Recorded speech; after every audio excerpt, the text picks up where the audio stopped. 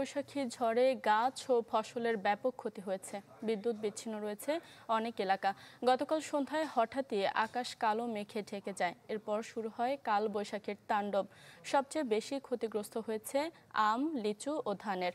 অনেক স্থানে ভেঙে পড়েছে গাছ। মেহেরপুর শহর, সদর ও মুজিবনগরের বিভিন্ন এলাকা বিদ্যুৎ বিচ্ছিন্ন রয়েছে। সড়কে গাছ পড়ে ব্যাহত হয় যোগাযোগ ব্যবস্থা। চাষিরা বলছেন এতে বিপুল টাকার ক্ষতি হয়েছে তাদের।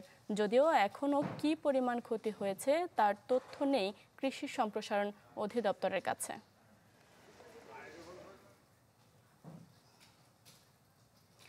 দর্শকের বিষয়ে আরো খবর জানাতে সেখান থেকে সরাসরি যোগ দিচ্ছেন রাশেদুজ্জামান। রাশেদ, ঝড়ের আর কি তথ্য রয়েছে আপনার কাছে জানাবেন?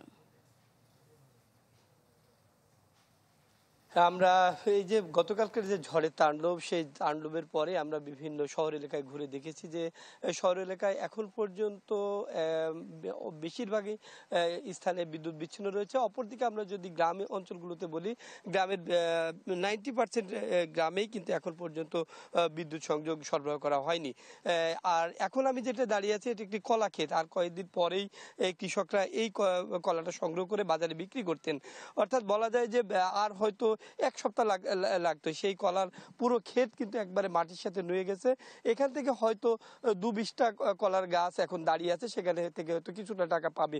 তবে কৃষকরা যেটি বলছেন যে ১ বিঘা জমিতে ৭০-৮০ হাজার টাকা যে কলার খরচ হয়, সেখান থেকে এখন ১,০০০ টাকা বা ২,০০০ টাকাও পাবেন কিনা তা নিয়ে তাদের মধ্যে শঙ্কা রয়েছে।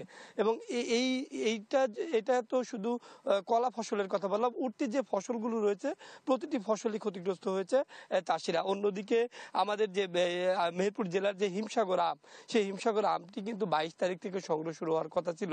এবং কৃষকরা স্বপ্ন দেখছিল যে এখান থেকে তারা মোটা অঙ্কের টাকা তারা পাবেন। কিন্তু গতকালকে বাগান মালিকরা যেটি বলছেন যে গতকালকে ঝড়ে ৪০ থেকে ৪৫% ফলই আম এবং লিচু ঝরে গেছে। এবং যে আমগুলো রয়েছে সেগুলো কিন্তু বাজারে বিক্রি করতে গেলে তাদের কষ্টসাধ্য হবে। বিশেষ করে চায়নার একটি দল কিন্তু মেহেরপুরের যে বাগান মালিকদের সাথে কৃষি বিভাগের মাধ্যমে যোগাযোগ করেছিলেন।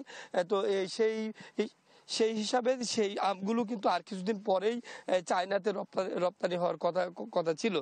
কিন্তু এখন যে আমগুলো রয়েছে সেগুলো কতটুকু তারা দিতে পারবেন, এটা নিয়ে যে তাদের মধ্যে যেমন শঙ্কা রয়েছে, তারপরে বিপুল অঙ্কের টাকায় যে বাগানগুলো কিনেছেন সেই টাকা তুলতে পারবেন কিনা সেটা নিয়েও তারা শঙ্কা প্রকাশ করছে। অন্যদিকে কৃষি বিভাগ বলছে যে ক্ষয়ক্ষতি নিরূপণের চেষ্টা চলছে, বিকেলের মাধ্যমে তারা জানাতে পারবে কি পরিমাণ ক্ষতি সাধ্য হয়েছে।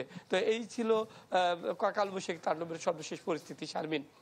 রাশেদ, ধন্যবাদ আপনাকে। দর্শক, কালবৈশাখীর খবর জানাচ্ছিলেন আমাদের সহকর্মী। মাঠের অলরাউন্ডার আমি, আর ঘরের allrounder Tylox. Tylox toilet cleaner, clean মানেই টাইলক্স।